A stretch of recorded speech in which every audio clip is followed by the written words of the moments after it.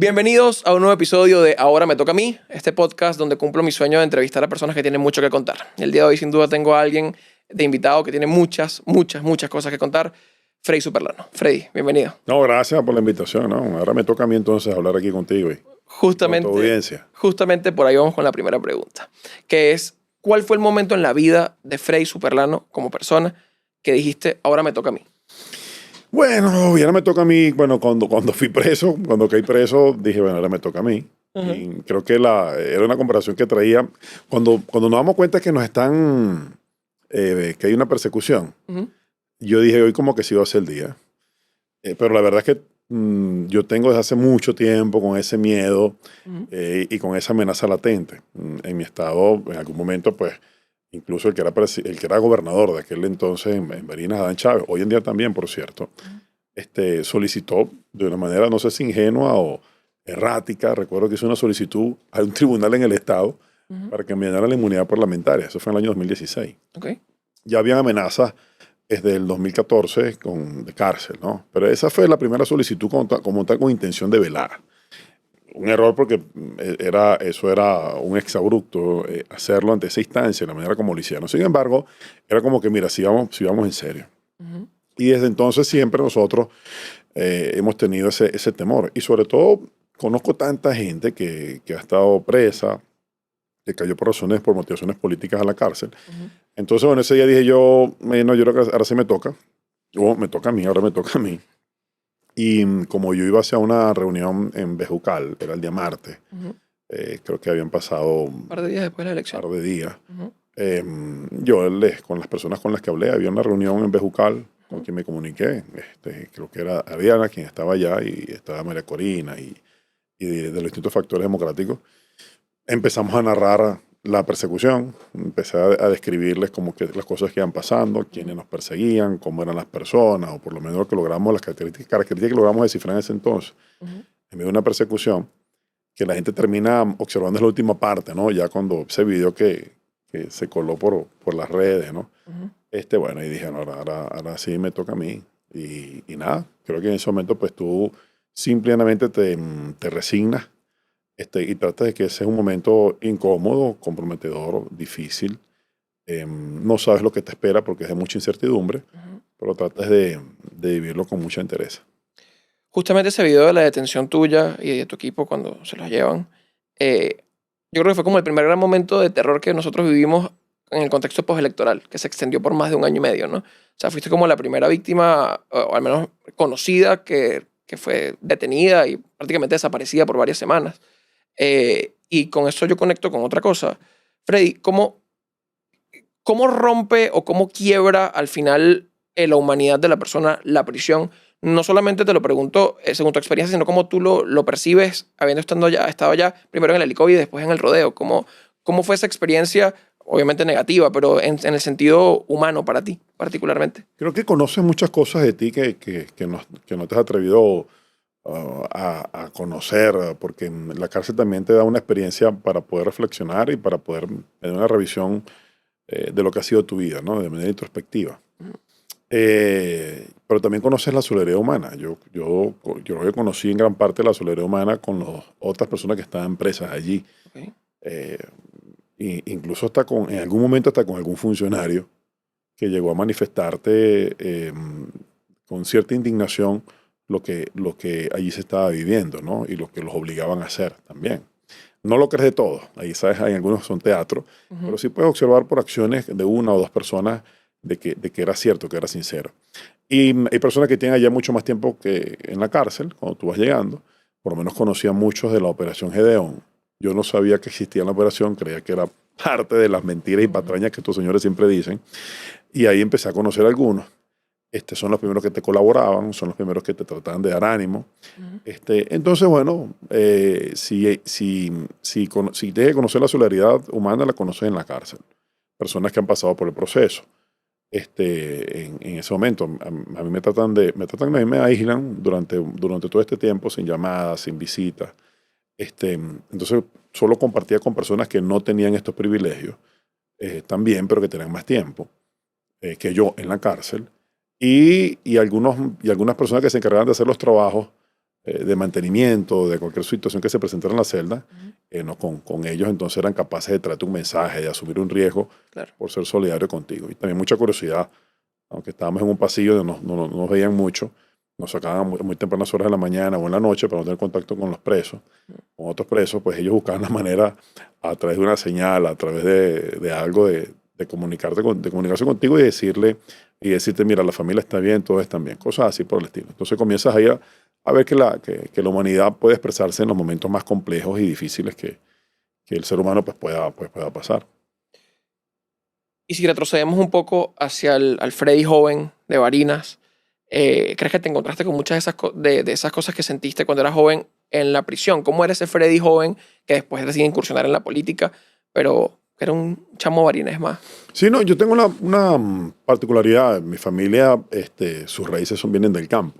Okay. Entonces mi familia siempre estuvo involucrada con el campo, que sí, con la agricultura, con la tala de la madera, que sí, con los toros coleados, ¿no? Este tipo de cosas. Así que el patio de la casa de mi abuela era sumamente extenso. Esto todavía se mantiene a pesar de que mi abuela ya falleció. Entonces, fue una niñez, si se quiere, entre lo rural y la ciudad, ¿no? Cargada pues de mucho de ese matriarcado que uno conoce. No sé si eso no pasa solamente en la provincia venezolana, Claro. creo que pasa en las familias venezolanas, Sí, en general. donde la abuela, donde la mamá tienen un peso muy importante, ¿no? Y creo que fue siempre impregnado de esto, ¿no? El tema del calor con la familia. Y de joven igual, ya de joven pues tú eres más rebelde, pero sin duda alguna siempre con apego y con cercanía con la familia, ¿no? Con tu mamá, con tu papá, tus hermanos, tus tíos, primos y todo lo demás. Yo incluso en la política ya a eso de los 19 años de edad, exactamente, e incursión en la política también cuando estoy incursionando como papá. Yo me hice papá muy joven, a los 18 años tuve mi primera hija. Hoy en día no se encuentra con nosotros en Venezuela, se encuentra como gran parte Sí, claro. de los jóvenes venezolanos, pues también emigró. Entonces, bueno, me tocó hacer varias cosas, trabajar, estudiar y también hacer política. Entonces, ya mi juventud, a los 18 años, ya tenía compromisos, ya tenía responsabilidades. Y así siempre ha sido mi vida. Entonces, siempre en una ocupación constante, responsabilidad constante. Desde muy joven, pues trabajando para mantener a una familia sin perder el foco. El foco en que, cosa que hoy en día no pasa con la mayoría de los jóvenes. Para aquel entonces, en la juventud, te inculcaban en tu casa que tenías que tener un título, ¿no? Y que eso formaba parte del crecimiento no solamente personal, sino la posibilidad cierta de tener futuro en tu vida, ¿no? De poder abrirte camino. Okay. Y fue algo que también siempre lo ejercí, lo ejecuté. Yo pude graduarme en varias oportunidades de pregrado. Y creo que siempre no solamente alimenta el tema de conocimiento o el ejercicio intelectual que tú puedes hacer, sino también te logras desarrollar allí un gran capital relacional, ¿no? A medida que estudias y todo esto. Y nada, yo creo que todo ha sido parte de un aprendizaje, bueno, y hasta ahora que esta última parte de mi vida en la que no solamente el tema político, sino también la persecución, lo que nos ha tocado vivir en este país, y creo que es una de las experiencias, aunque muy triste, desgarradora, dramática también enriquecedora al final del día. Más allá del tema de la prisión, que obviamente es algo inenarrable, y escucho tu testimonio, el de tantos otros presos políticos, y obviamente es terrible, pero al final, ¿cuál es el costo del compromiso de un político? Que hay mucha gente que también piensa que, o sea, la política naturalmente no es aceptada por todo el mundo, y muchas veces se estigmatiza al político, ¿no? ¿Cómo tú ves lo que no ve la gente? ¿Cuál es el costo de ese compromiso, más allá de la persecución, sino del tiempo que pasa un político fuera de su casa, fuera de su familia, o lejos de su familia, mejor dicho? ¿Cómo lo vivió Freddy Superlano? Yo creo que la gente a veces se olvida que el político tiene familia.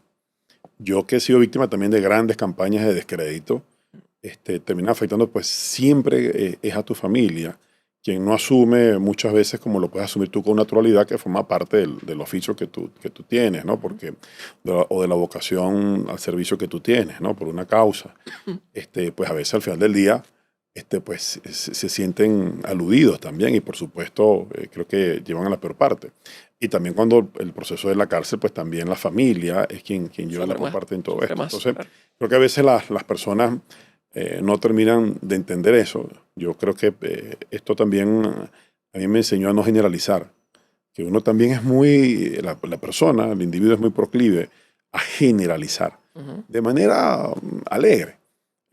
Por lo menos hay personas que siempre yo escuchaba y una vez hasta podía formar parte de eso, ¿no? Que el tema de los militares, Ujú. ¿no? Que todos son corruptos, que todos... Yo conocí en la cárcel militares comprometidos, Ujú. ¿verdad? Entonces entendí, oye, vale, no todos son tan malos como lo hice. Ujú. Entendí también de que eso de que todo político es malo, es corrupto, todo lo demás, tampoco es así. Claro. Y no solamente lo digo por mí, conozco gente yo conozco personas que prefirieron morir de cáncer que alacranearse, ¿no? En el año 2022, por ejemplo, Claro. ¿verdad? Perdón, en el año 2020, Ujú. y lo viví, y lo vi de cerca. Entonces, creo que hay gente que no negocia sus principios, y conocí mucho así también en la cárcel. A veces creo que lo más importante acá de esto es que generalizar siempre es malo. Hay gente que dispara desde la cintura, ¿no? Sin conocer las verdades, sin escudriñar pues mucho más. Y eso creo que forma parte, ¿no? de ese ciudadano que nos toca a nosotros pues tratar, ¿no? De que exista, que sea más reflexivo, sí, que sea crítico, Ujú. pero que no forme parte alegre de cómo es, que no sea como esos que siguen a quien toca la flauta, ¿no? Sino Ok, que tengan la capacidad también muchas veces de reflexionar y de analizar las cosas. sin duda.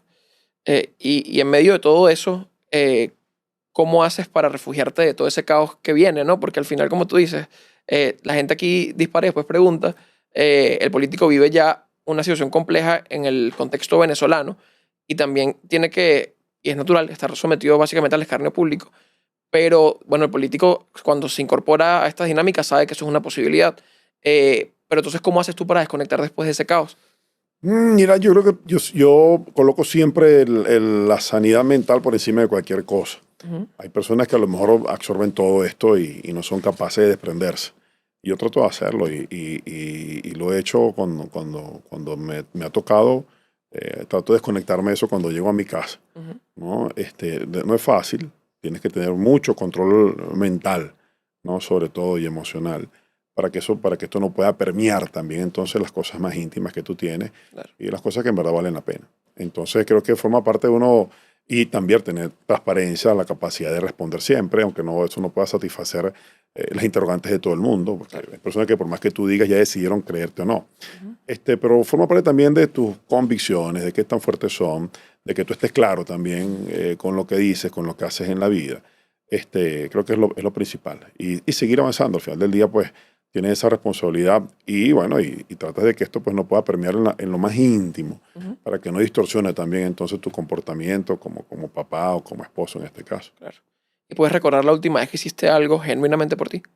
Sobre todo después de que saliste de prisión, obviamente. Oye, vale, tú sabes que pensaba estos días, Ujú.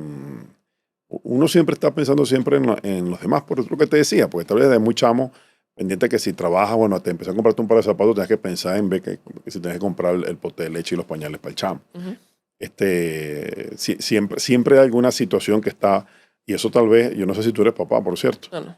pero bueno, cuando lo seas tal vez, entonces vas a entender de lo que Ujú. te hablo. Claro, Y cuando uno le toca esta responsabilidad, entiende también más a sus padres, ¿no? claro, claro. Y de todo lo Sin que fue duda. la formación y todo Y el esfuerzo, por supuesto. ese chacachaca de todos los días, ¿no?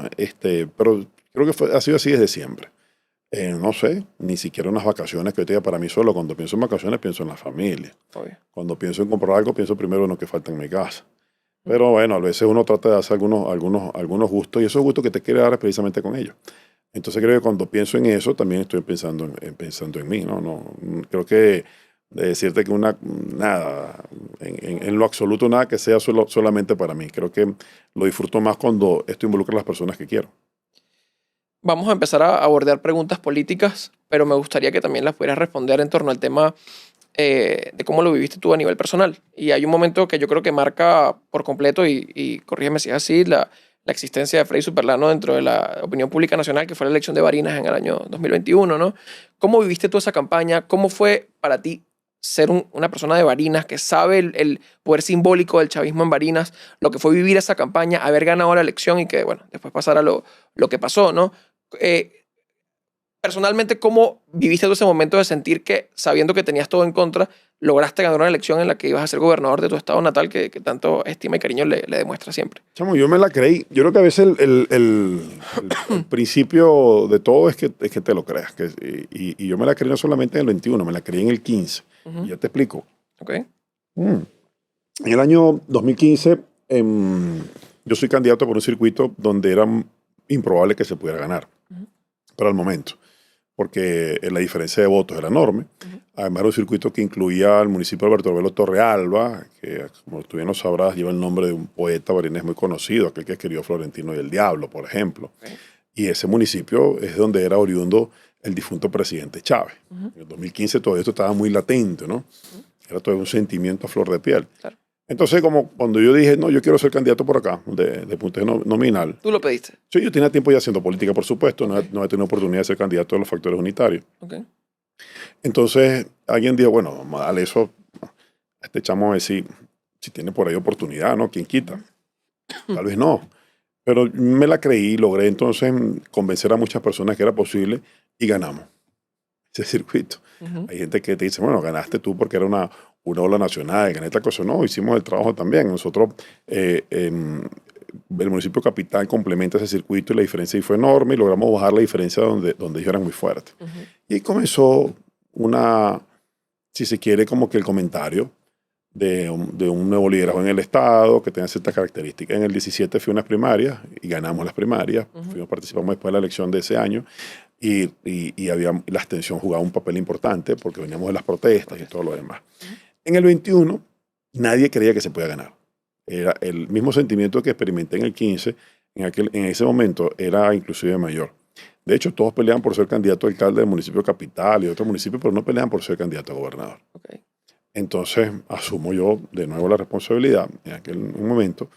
Y bueno, y comenzamos a hacer una campaña que parecía cuesta arriba, porque además había otro candidato que estaba amparado con las tarjetas conocidas, tradicionales en mi estado, ¿no? Que confundía a la gente, por supuesto. Había sido gobernador, ¿verdad? Y había muchas personas que todavía lo identificaban con los factores de oposición. Pero hicimos una campaña con mucha presencia, de mucho activismo, de mucho medio también. Hacíamos todas las cosas que tenían que hacerse para llegar a la gente, para que el mensaje llegara. Bueno, y nos preparamos también. La experiencia del 17 nos sirvió. En el 17 nosotros no tuvimos certeza, ¿verdad?, por no tener el 100% del acta en nuestras manos. Y si alguna cosa nos propusimos fue en prepararnos técnicamente y tener las actas en la mano. Y fue un compromiso que asumimos todos. El día que el Consejo Nacional Electoral daba los resultados, creo que el presidente del Consejo Nacional Electoral era un señor apellido Calzadilla, sí. Da los resultados por un porcentaje de un punto de diferencia, porcentualmente. Y ya nosotros teníamos, a esas horas de la noche, teníamos ya 60 y tanto % de las actas ya escaneadas, ¿no? Y podíamos tener a las 12 de la noche 70 y pico %. Entonces nosotros escribimos una vez automáticamente, nosotros ganamos la elección. Y mañana a las 12 del mediodía estaremos nosotros anunciando lo que tenemos nosotros en nuestras actas. Al día siguiente, cuando presentamos las actas, tenemos 83.86%, si más no recuerdo. Y presentamos eso a los medios regionales en aquel entonces. Todavía no se ha convertido eso en un boom. Sí, claro. Bueno, ¿qué pasó? ¿Por qué se convierte en un boom? Porque la misma gente del oficialismo se dan cuenta que no ganaron la elección. El plan República, ¿verdad?, a través de un general, oculta una de las actas para ganar tiempo. Se traslada a la ciudad de Barinas un señor de apellido Cabello, otro señor de apellido Rodríguez, otros señores de los distintos organismos de la política natural les suena, ¿no? Cuando se hablan de cosas malas seguramente les suenan esos nombres. Se trasladan hasta la ciudad de Barinas y comienzan, y lo primero que hacen es que hacen que renuncie el gobernador en ese momento, Argeni Chávez, hermano del difunto presidente Chávez. A todas estas yo había logrado llevar documentos hasta el Consejo Nacional Electoral pidiendo que pararan la proclamación porque yo tenía las actas. Incluso yo les digo, bueno, si el PSUV no las tiene, yo se las presto. Yo les saco una copia de esas actas y se las doy para que vean. Yo creo que deben tener, porque esa acta que tengo yo es la misma acta que esa máquina le dio a los testigos de ellos. Había observación internacional, recuerdo para aquel entonces, de la Unión Europea en esa elección. Se desplegaron en todo el país. Habían 2 funcionarios, uno de Bulgaria, nacionalidad de búlgara, y otro nacionalidad italiana. Y me acompañaron siempre durante ese proceso que nosotros introducíamos documentos y todo lo demás.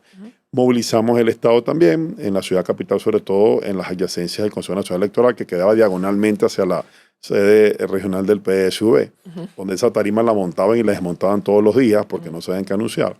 Hasta que, bueno, salen las imágenes de este señor Argenis Chávez renunciando a la gobernación del Estado, que era un reconocimiento al final del día que habían perdido. Claro.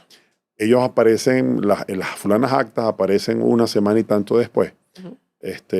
Y en el conteo del Consejo Nacional Electoral terminan por reconocer lo que yo les había dicho desde un principio, que nosotros habíamos ganado la elección. Claro. O sea, todo este escándalo del Tribunal Supremo de Justicia en la Sala Electoral, que me inhabilitan, dicen, oye, vale, pero es que este tipo está inhabilitado. Una inhabilitación que, por cierto, saca un tipo de Barinas apellido Superlano, también nefasto de la política venezolana, con otro, no tiene nada que contigo, de estos abogados que avergüenzan, ¿no?, lo que se llama la justicia. Y bueno, y dicen, no vale, aquí este señor está inhabilitado. Mira, qué casualidad, no sabíamos. El TCJ no sabía, el CNE no sabía, solo sabían estos dos sujetos, ¿no? Y fueron, no, claro, es que él está inhabilitado. Y el Tribunal Supremo de Justicia, de manera rauda y veloz, la sala electoral, acepta a estas personas inmediatamente, ¿no? Nadie cree que fue casualidad. Y entonces le dicen al CNE, epa, para el conteo, y el CNE le dice, no vale. No lo podemos parar, ya lo contamos. Ya ellos tienen el acta incluso de la totalización. Entonces le dijeron, para la proclamación porque el tipo está inhabilitado. Me inhabilitaron ahí en caliente, ¿no? Imagino, bueno, el control de todos los poderes y toda esta cosa tan absurda que uno conoce. Bueno, y ahí entonces ellos llaman a elección, creo que a los 30 días siguientes o algo así por el estilo. Y surge la candidatura de Aurora Silva, ¿verdad?, de mi esposa. Nosotros la presentamos un día sábado y el día domingo también la inhabilitan. ¿Cuál sería el argumento para inhabilitar a alguien que nunca ha tenido un cargo público? Sí, de verdad que nosotros no entendemos.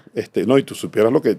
tú sabes que el documento nos llega en el mes de abril. La inhabilitación de Aurora y la mía. 4 meses después. 4 meses después, yo no sé cómo nos llega a la casa. Y si tú lees porque inhabilitan a Aurora, debería estar presa, ¿no es cierto? Por lo que la inhabilitan. Que si lavado, que si vaina, unas cosas que tú te quedas, te sorprende. Bueno, entonces eso también fue algo muy escandaloso. En ese momento, antes de eso, todos los medios de comunicación nacional e internacional se mudaron para Barinas. Claro. Había una especulación de qué iba a pasar con esa elección, si le iban a repetir, si me iban a dejar competir a mí, y si le iban a dejar competir a él. Si iban a hacer solamente la elección donde las actas no habían aparecido, supuestamente, que se aparecieron después. ¿Qué hacían? Entonces, en medio de eso ya llegaron agencias de noticias europeas, norteamericanas. Entonces, hubo eso que tú dices. Entonces, hubo como un antes y un después de Freddy Superlano. O sea, de pasar de ser un dirigente político regional a convertirse entonces en noticia nacional e internacional. Porque entonces la gente empezó, bueno, y este señor, ¿cómo le ganó entonces al chavismo en Barinas? Y es posible que eso se pueda hacer. ¿Y cómo hicieron para ganar? No solamente cómo hicieron para ganar, cómo hicieron estos señores en el año 2021 para demostrar. Para demostrar. Entonces, cuando la gente dice que nosotros tenemos la acta, yo no, vale, esa tarea la hice yo hace mucho tiempo, yo sé cómo se hace además. Y nos preparamos para eso. Y tuvimos la capacidad también de demostrarlo en tiempo récord. Y me fui con acta en mano y decir, vale, yo aquí gané. Pareció lo que pasó en el 2024. Bueno, pero formó parte de lo que fue esa narrativa y ese boom nacional que, bueno, después nos trajo hasta acá ahora. En el marco del sobreseimiento de la causa, igual lo hablaremos más adelante, que te entregaron hace unos meses, le pusieron fin a la inhabilitación. Mira, ellos hablan de restitución de todos mis derechos. Debería estar habilitado en contra de ti. Debería, pero bueno, tú sabes cómo esto. Tú sabes que a mí me indultan en el año 2020 también. Yo tengo orden de captura en el año 2019. Sí, claro. Estuve un tiempo en el exilio, luego en la clandestinidad en el año 2020.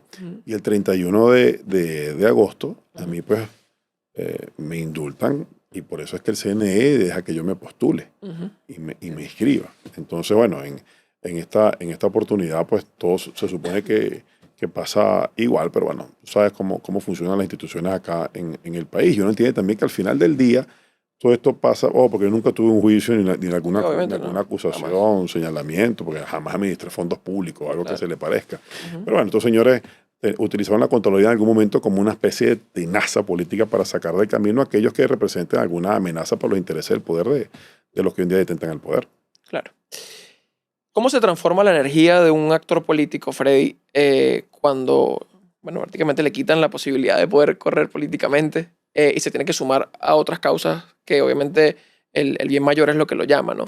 ¿Cómo se transforma la energía de un líder político en ese sentido, sabiendo que tú tenías la capacidad electoral y tu liderazgo para ser gobernador del estado de Barinas, para ser un actor importante político a nivel nacional, pero te inhabilitan políticamente, ¿no? ¿Cómo se transforma eso para ti? En compromiso. Si tu compromiso es superior a tu interés, lo tienes que hacer. Si tu compromiso es superior a cualquier apetencia política, personal, colectiva, por más legítima que sea, Ujú. porque el interés superior era de nosotros en aquel momento. Mira, yo gané la oración de Barinas y no ofrecí ni asfaltar una calle, ni ofrecí tendidos eléctricos, yo ofrecí salir de los Chávez.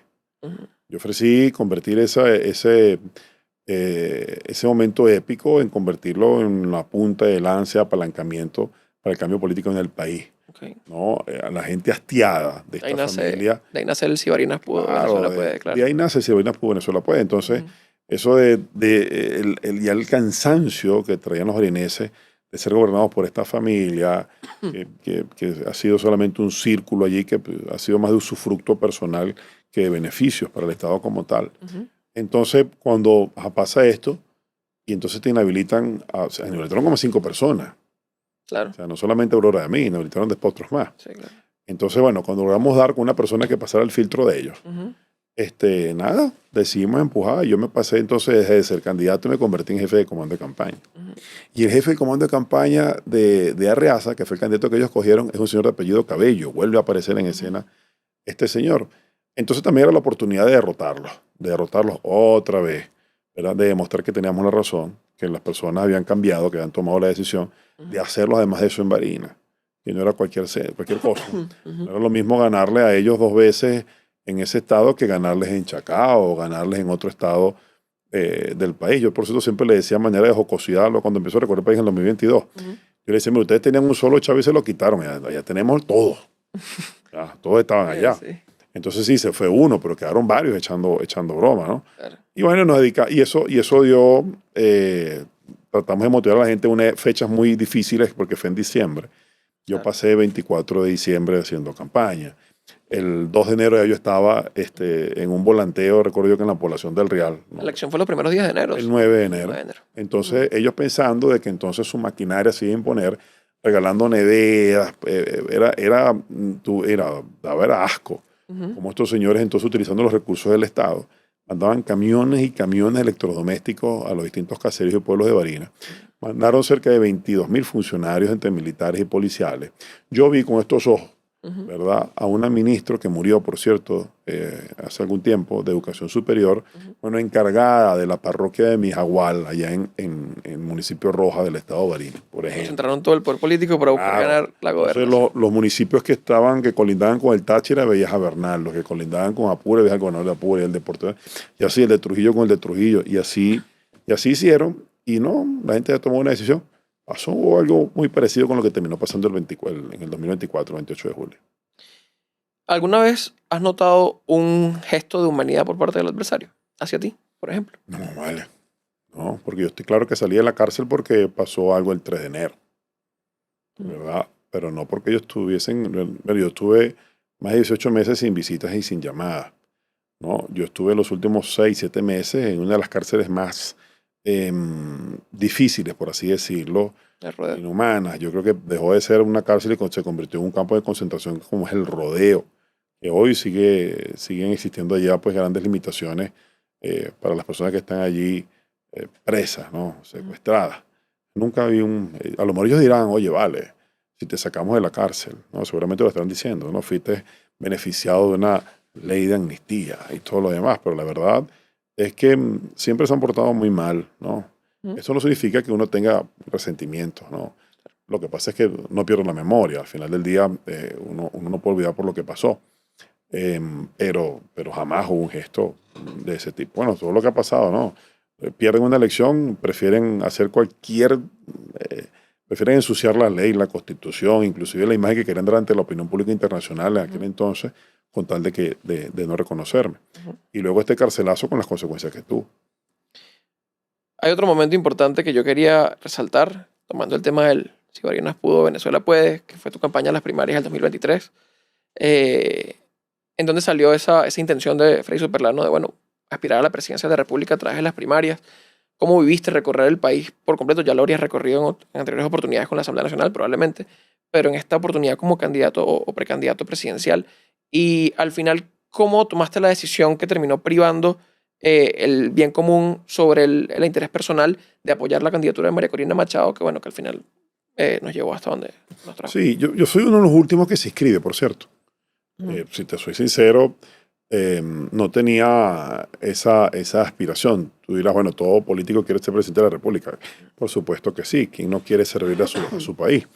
Pero yo estaba muy claro en mi nivel de conocimiento, muy claro en el bagaje que tenía para este tipo de aspiración. Yo venía recientemente de ser un dirigente regional con éxito en mi estado, porque cuando he participado la gran mayoría de las veces he ganado, ¿verdad? Y he ganado ahí, le he ganado a los Chávez. Cosa que no puede decir cualquier político en este país, ni siquiera en mi estado. Entonces, más sin embargo, bueno, administrando el ego también, ¿no? Que puede tener el ser humano, y sobre todo más en política, y sobre todo entendiendo las realidades. Pero en mi partido hay una necesidad de liderazgo. Toda nuestra dirigencia nacional se encontraba o se encuentra, gran parte de ella fuera del país por distintas razones de persecución, de cárcel y de todo lo demás. Entonces, los dirigentes regionales y municipales comienzan a como hacer la exigencia, la solicitud. Y un 5 de mayo de ese año 2023 proponen ante el país de que yo sea su abanderado. Y nada, y arranqué a recorrer el país. Yo lo había hecho durante el año 2022. Arranqué a recorrer el país. Este eslogan de Si Barinas pudo, Venezuela puede tenía también una razón de ser. Era porque la gente para el final del día reflexionaba, esta es la persona, este es el que le ganó allá a los Chávez en Barinas. Te conectabas con ese hecho que fue de gran conocimiento y profundidad en el país, ¿verdad? Porque mi nombre pues no era conocido. Y bueno, y sirvió para allá. Cuando yo siento que la primaria comienza a verse amenazada por distintos factores, internos y externos. Gente que internamente pues boicoteaba la primaria, la tiroteaba, trataba de hacer ver que la primaria era un acto más que fraudulenta y todo esto, pero tratando de boicotear el proceso de legitimidad que queríamos darle a la persona que iba a salir electa, ¿no? de ese proceso. Y coincidí con María en varias oportunidades. Ya veníamos conversando, ¿verdad? Y en el momento justo que ella y yo acordamos que era justo, bueno, le anunciamos al país de que nosotros íbamos a apoyar a su candidatura para esas elecciones primarias, convencido de que estábamos haciendo lo correcto. Otra vez más, dando muestra de desprendimiento, como lo hemos hecho en el pasado, ¿verdad? Entendiendo que el compromiso es el país, que está por encima de tus aspiraciones. Y así lo hicimos, cosa de la cual no me arrepiento, sino todo lo contrario. Y nada, le dimos ese espaldarazo, ese voto de confianza que hoy, hasta el sol de hoy, todavía se mantiene. Claro. Y bueno, después viene todo el tema. María gana las primarias, la inhabilitan otra vez. Sale no las gana, ¿cómo las gana? Bueno, ¿cómo las gana? Claro.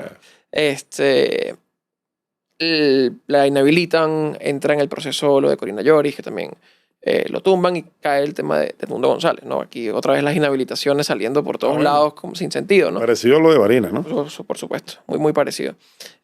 Aceptan el rol de Edmundo González, probablemente menospreciando la capacidad de articulación de la oposición, pero también yo creo que menospreciaron en un punto muy clave, Freddy, el sentir del venezolano. Y hacia allá va mi pregunta orientada sobre el tema del 28 de julio. No solamente el día de la elección, sino lo que viviste en la campaña, pues estuviste muy activo, sí. Estuviste acompañando en varias de las giras a nivel nacional. ¿Qué notaste que cambió en la chispa del venezolano de habernos prácticamente puesto, no voy a decir de rodillas, pero sí darnos por derrotados parcialmente porque las cosas nada que salían de ninguna forma, y de repente vimos que una oportunidad electoral, sabiendo que había una mayoría clara en el país que quería un cambio, pero ¿qué crees que fue lo que prendió esa chispa en el país para lograr resultado tan abrumador como el 28 de julio, más allá del tema de cómo pudimos demostrar después la victoria del 28? La confianza en el liderazgo de María, sin duda alguna, fue una de esas chispas, la esperanza de un pueblo venezolano ya agobiado, una oportunidad que se nos presentaba a través del voto.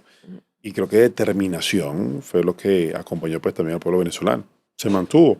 Yo tuve la oportunidad de ir a varios estados, ¿no? De recorrer conjuntamente con María gran parte. Al final del día, con el mundo no pude mucho porque ya tenía orden de captura. El 3 de julio, este señor de apellido Cabello vuelve a salir en escena. Dice en su programa, por ahí vi una orden de captura con las Creo que te siglas, acusaron que tú habías dicho que ibas a golpear gente. con las algo siglas así. FS, incitación al odio y todo lo demás. Ajá. Entonces, bueno, no pude acompañar a Edmundo mucho. Lo acompañé en Barinas el 6 de julio y creo que en el cierre aquí de Caracas. Pero con María sí tuve la oportunidad de recorrer varios estados del país. Y yo lo que veía ahí era determinación de la gente. Y te digo esto porque, bueno, porque no habían autobuses que trasladaran a la gente, porque entonces si la alcaldía los veía en eso, o el gobierno regional o nacional, quitaban las unidades, los sacaban de la cooperativa, les mandaban a algún ente gubernamental para que les aplicara una multa. Entonces, no había movilización. No había tarimas, porque las personas de los sonidos y tarimas, bueno, fueron confiscados a lo largo y ancho del Estado en cada ciudad en la que iban. Entonces tampoco había eso. Y tenías tú que improvisar en medio de las circunstancias un camión, que después ve cómo sacabas ese camión sin que se lo llevara la gente del SEBIN o de la Policía Nacional, igualmente con el sonido. Entonces tú veías cómo la gente salía hasta debajo de las piedras en moto. Tenías que ver la cantidad de motos que tú visualizabas en eso. A pie, en cola, ¿verdad? La gente llegaba a los sitios de concentración. Y entonces tú sentiste ahí que había determinación del pueblo venezolano de no dejarse arrebatar un sueño que parecía que en ese momento se podía concretar. Y creo que eso fue lo que nos animó a muchos de nosotros a creer que era posible. Yo siempre lo creí posible, de que se puede. Tal vez soy un militante del optimismo, ¿no? Pero también cuando empiezo a ver por este tipo de pruebas, en política hay que ser militante del y además optimismo. tienes que tener olfato. Claro. Ya cuando tú comienzas a ver este tipo de cosas que se empiezan a dar de manera espontánea, y a mí nunca se me olvida, uno, por lo menos veníamos de una gira en Guárico, y cuando fuimos a pasar por San Juan, yo duré no sé cuánto tiempo atravesando San Juan, ¿no? La capital del estado, para poder llegar allá, por cierto, uno de los, ya cuando, en el límite entre Guárico y Aragua. No me llega ahorita el nombre de ese municipio. Se me va ahorita. Que hay un peaje, por cierto. Tardamos, yo no sé cuánto tardamos, pero fue una eternidad. Porque el público no sople dónde. Sí, Villa de Cura. Por cierto. Gracias por el dato. Ahí en Villa de Cura, que llegamos, que después pasó un peaje. Y tardamos tanto porque la gente salía a las calles, no podías andar por la carretera transitando de manera normal, por así decirlo, por eso. Y así no pasó en muchas partes, así pasó en Carora, fue brutal lo que pudimos visualizar allí, así nos pasó en el Zulia, mira, en Occidente, en Oriente, en el centro del país, veías eso, veías pueblos, veías gente en la calle. Entonces empezamos ahí nuestro gran compromiso era prepararnos para que eso se pudiera traducir en una prueba evidente. Y el resultado al final, o el abultado del resultado, los agarró por sorpresa. A nosotros no. Yo siempre estuve claro de que íbamos a ganar por una gran diferencia de votos. A ellos tal vez. Y yo tampoco creo a ellos. Yo creo que tienen la capacidad económica de hacer mediciones de todo tipo, focus group, cualquier cantidad, ¿no?, de métodos científicos que hay para más o menos definir por dónde van las cosas. Y todos los sondeos de opinión decían que la derrota iba a ser aplastante, ¿no? Claro. Y bueno, y así fue. Y eso pasó, aunque ellos hayan narrado después otro resultado, hayan dicho otra cosa, ¿no? Todo el mundo lo sabe de que eso fue una lectura de servilleta que se hizo en ese momento, ¿no? De la manera más grosera que se puede hacer, y sobre todo que la historia, seguramente esto lo va a reflejar por siempre, ¿no? Y también a los autores, ¿no?, de esto. Y bueno, y para lo malo y para lo bueno, en el sentido de la gesta histórica de la ciudadanía. Claro, ¿no? Y todo lo que vino después. Yo no lo pude vivir como tal vez ustedes lo pudieron ver desde el silencio abrumador que había, pero que era estallador también, claro, en las calles del país, porque yo estaba en la cárcel. Pero sin duda alguna fue muy evidente lo que pasó en Venezuela para esos días. Freddy, cuando te detienen, ¿qué es lo primero que se te pasa por la cabeza? Mi familia, lo primero que te pasa son tus seres queridos, tus hijos, tus padres, tu esposa, eso. Y bueno, ahí por primera vez temes lo que va a pasar con tu vida. ¿Dirías que esa fue la primera vez que sentiste miedo de verdad? Me han dicho que tú eres un tipo muy duro. Sí, pero sí sentí, eso en la cárcel lloran mucho los presos por el tema emocional. Yo era tal vez uno de los más duros, ¿no?, en este caso. Pero en ese momento, nada, sientes miedo, porque bueno, ves gente encapuchada, ves fusiles. Tú dices, ¿será que es el día que me van a matar va a ser hoy?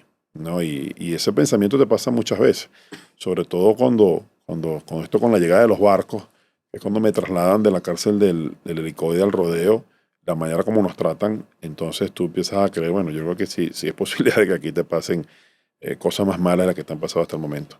Pero sientes temor. Creo que si no lo sientes es temerario. Nada, solo que siempre los he enfrentado, ¿no? El miedo. Yo vengo, como te lo he comentado, de un estado donde el oficialismo era una especie de frenesí y enfrenté situaciones difíciles y complejas siempre. Gracias a Dios nunca con cosas que lamentar, ¿no? Pero en este momento tú dices, bueno, la colé varias veces, pero como dice tu programa, bueno, ahora me toca a mí. ¿Y ahora qué viene, Freddy? Yo creo que ahora bien, yo creo que la peor parte ya pasó. O tal vez eso creo yo, o tal vez te lo digo porque en la situación en la que yo estaba, pues era mucho más calamitosa Claro, sí. que en la de ahora. O sea, extrañar sentir la lluvia, el sol, o sea, de las cosas más básicas que un ser humano muchas veces pues no aprecia porque las tiene, ¿no? Sin internalizar que las puedes perder, sobre todo en un modelo como el que vivimos, ¿no? Yo creo que ahora hay un proceso que se dio, y hay que decirlo, gracias al gobierno de los Estados Unidos, y eso hay que decirlo sin ningún tipo de prurito ni complejo. Gracias pues también a mantenerse, ¿no?, en pie de lucha en el caso de María Corina y de los factores democráticos también, en lo que haya pasado el 28 de julio del 2024 y en lo que hemos vivido durante estos 27 años en Venezuela, donde el mundo entero es testigo, producto, pues por cierto, del éxodo masivo más grande en la historia contemporánea del continente, si no del mundo, en los últimos años. Entonces creo que hay un proceso. Lo que pasa es que el proceso, como no tiene fecha, tú a veces ves con cierta ambigüedad. Claro. Bueno, el tema de la estabilización es hasta cuándo. Sí, no, y es la expectativa de la desesperanza aprendida también. Claro, la recuperación es hasta cuándo. Y entonces, ¿y cuándo entra María? ¿Y cuándo son las elecciones? Y comienza este debate, que por cierto dejó de convertirse en un debate solamente venezolano y ya se discute pues, de manera pues, más amplia en los propios Estados Unidos, que tienen una responsabilidad enorme en este caso, e incluso en Europa, ¿no?, con la visita de María. Lo que sí es cierto es que todo el mundo, o sea, que el mundo entero, todos los países libres, comienzan a estar de acuerdo con que, cónchale, que el tema de la recuperación económica tiene que ir de la mano con un problema también de legitimidad que genere, pues por supuesto, confianza en las instituciones, y eso al final del día genere la confianza en el inversionista.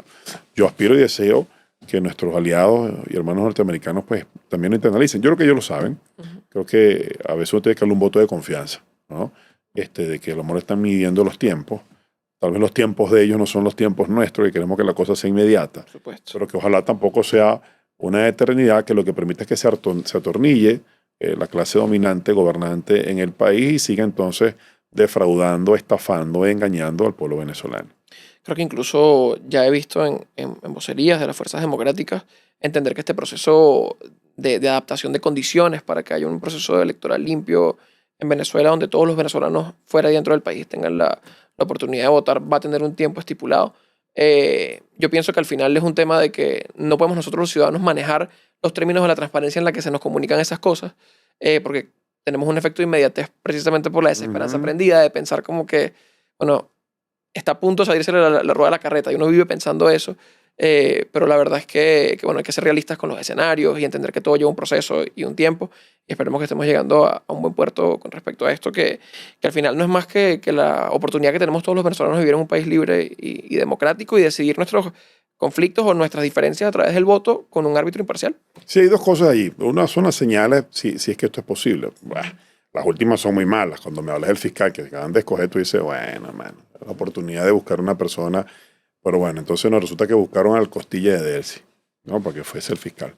Y cuando ves lo del defensor, tú dices, bueno, yo que le di un voto de confianza. Y bueno, vamos a ver si lo primero que hace mañana es pedir entrar al rodeo, o a Huaycaipuro, o a Yare, donde por cierto recientemente hubo fallecidos en medio de una circunstancia que allí se presentó.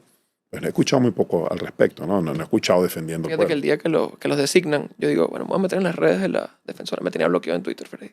¿Ah, sí? Así que vamos bien. Te tenían bloqueado porque alguna vez dijiste algo. Seguramente dije algo y no le gusta la crítica a la nueva defensora del pueblo, pero bueno. Es muy sensible, tal vez. Bueno, y lo otro, sí, acaban recientemente de jubilar a unos magistrados. Claro. Bueno, vamos a ver entonces ahora ese juego cuál es el perfil. Si el primer requisito es que sea militante del PSV, entonces tú entenderás de que no hay voluntad política entonces de de que esa transición inicie de una vez por todas en Venezuela. Esta pregunta no la tenía pensada, pero entra perfecto en este momento. ¿Cómo tú piensas, Freddy, que ese tipo de decisiones que merecen una amplitud, como para, por ejemplo, elegir un TCJ medianamente imparcial o al menos balanceado, lo mismo con el tema del CNE, que los poderes deberían ser imparciales, pero en medio de esta situación, pues vamos a conformarnos con que sean balanceados?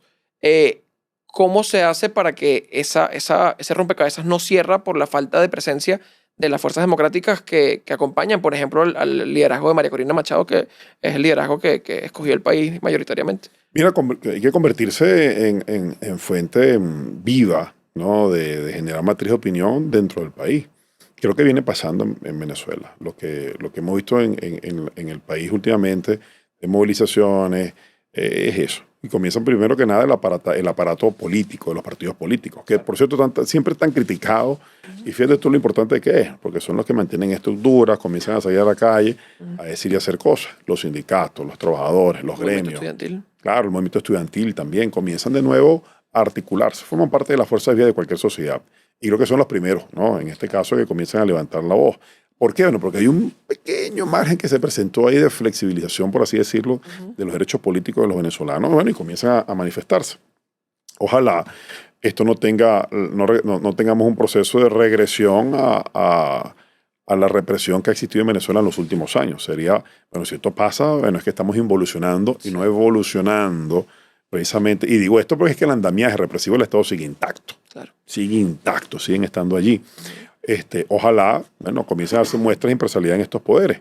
Pero para eso tenemos nosotros que ejercer la presión necesaria, ciudadana, pacífica, cívica, acompañando, pues, por supuesto, el proceso convocado por los amigos norteamericanos.